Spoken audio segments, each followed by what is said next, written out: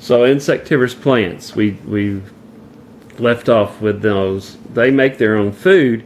They just supplement their needs by eating or digesting insects and sometimes frogs and things like that to get nutrients, because they usually live in areas where there's not a lot of nutrients, nutrient poor conditions like swamps and things like that. Lastly, the kingdom Animalia, rats, bats, and cats, lions and tigers and bears, oh my. These are eukaryotic multicellular consumers only. They can't make their own food, so they have to consume others. Now, there are some decomposers. There's a few of those in there as well. And we'll talk about what makes animals different from fungi as far as their structure and things like that a little later. Living organisms share a common set of basic features. They all are composed of cells, and the prokaryotic cells don't have the nucleus, but they all look sort of similar to each other underneath a microscope. All right. The cells of all species contain many of the same molecules and go through many of the same chemical processes. Cellular respiration. Most organisms undergo cellular respiration. We'll talk about that in chapter 7. And so all cells have DNA. All cells have utilize proteins and lipids and carbohydrates. So they all contain many of the same molecules and chemical functions. All cells contain, like I said, DNA, deoxyribonucleic acid. It's a molecule, and it contains or possesses the genetic information for the cell. All DNA molecules are coded the same way. They're put together the same way and have the same 4 building blocks. It doesn't matter what species you're looking at. They all are the same, have the same building blocks. So these are called nucleotides, and there are only 4. So it's not the number of the nucleotides, it's how they're put together that gives each DNA molecule its identity. DNA is fine. If you put DNA on a test, I will count that right. You don't have to put deoxyribonucleic acid. If you want to, that's fine. But nowadays, DNA is a word in itself. When it's spoken about, so DNA would be fine. Living organisms reproduce.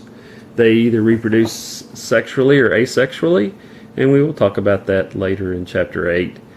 Living organisms respond to environmental stimuli, especially those of the same species. They will respond the same way. If you take a plant that was sitting in a windowsill that was getting a lot of light and you move it away from that window, that plant is going to start growing toward the window to get to the light, to maximize its light. So it's responding to the lower light intensity, and so it's starting to grow toward that light source. Just a thing to ponder. So how do the cells in the plant know that they need to grow toward the light? Just something to ponder. And how do they all get together and say we need to grow that way? And then lastly, all populations of organisms have the ability to change over time, and we call that evolving. Right? We talk about that in chapter 13.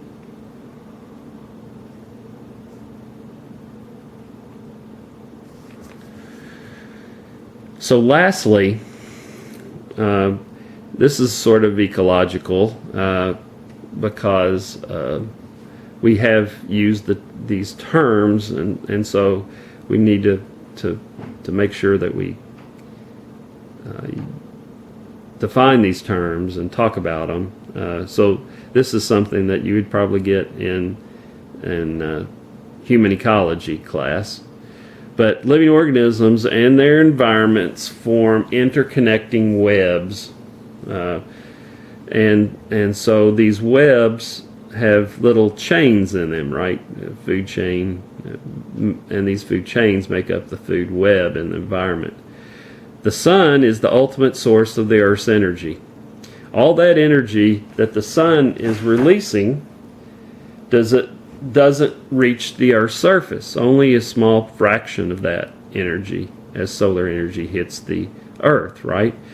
And so on Earth, there are organisms called producers, and these are plants, some protists, some bacteria that can take and trap and convert solar energy into food. They also can store this energy for later use. So these producers, the sun hits the Earth, but solar energy hits the Earth. Not all of the solar energy hits the Earth. Some of it goes out into space, right? That energy that is hitting the Earth, not all of the producers are getting that, right? Because we have day and night. So during the night, some of the producers are not getting that solar energy that's hitting the Earth. And so the energy conversion between the sun and the producers, we lose energy to the environment, right? And so the producers are not 100% efficient of trapping all of the solar energy that is hitting the Earth, even during the day. And so some of that energy, again, is lost into the environment and not utilized. Then as you have producers producing food, then you have consumers, and these are animals, some protists, fungi, some bacteria, all right? These consumers are utilizing the energy from other organisms, all right? And so they can't produce their own food. And consumers come in three different types. There's herbivores. These are consumers that are plant eating. A good example would be an antelope, impala, let's say, on the African Serengeti plain.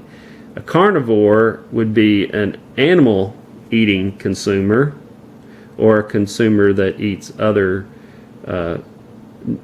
consumers. And a lion, of course, would be the good example that in that habitat.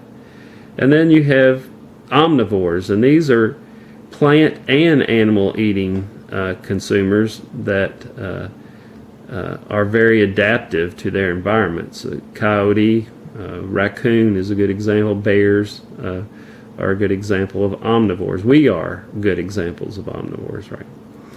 And so as the producers produce their own food, and then herbivores eat those producers, some of the energy that the producer has within it is not utilized by the herbivore. They just can't obtain all of the nutrients, all of the energy that is available to them from the plant, let's say. And so some energy again is lost into the environment. As consumers eat herbivores, the carnivores eat herbivores, again, energy is lost into the environment. They cannot obtain all the energy from their food source that is necessary to be 100% efficient. Lions, for example, sleep 20 to 22 hours a day just because they do not get enough energy from their food to be active all the time. They have to consume a large amount of material just to get enough energy to be able to live and reproduce and to hunt for more food.